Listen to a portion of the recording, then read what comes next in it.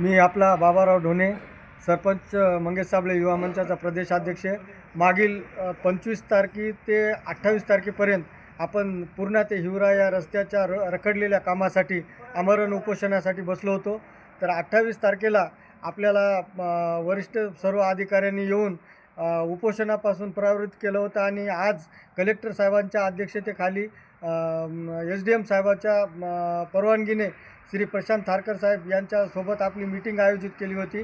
त्यामध्ये समृद्धी आणि आशीर्वाद कन्स्ट्रक्शन यांच्या सर्व इंजिनियर आणि गुत्तेदार यांना सर्वांना आमंत्रित होते. आज त्यांनी आपल्या या प्रश्नावर पूर्ण आज तोडगा काढलेला आहे. जसे की पुणेपासून ते पांगऱ्यापर्यंत हा 6 किलोमीटर समृद्धीच्या वाहतुकीसाठी त्यांना हा मार्ग लागणार आहे.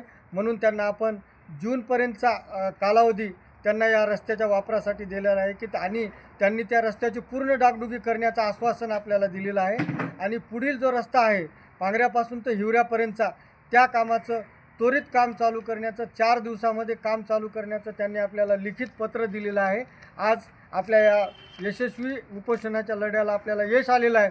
आणि जर 4 दिवसामध्ये पुन्हा अजून या गुत्तेदारांनी आणि या इंजिनियरने काम चालू केलं नाही तर हा माझा लढा, हा उपोषणाचा लढा अतिशय उग्र होऊन या रस्त्याचा न्याय मिळेपर्यंत आपण सदैव लढत राहू, एवढं आज मी तुम्हाला आश्वासित करतो आणि थांबतो.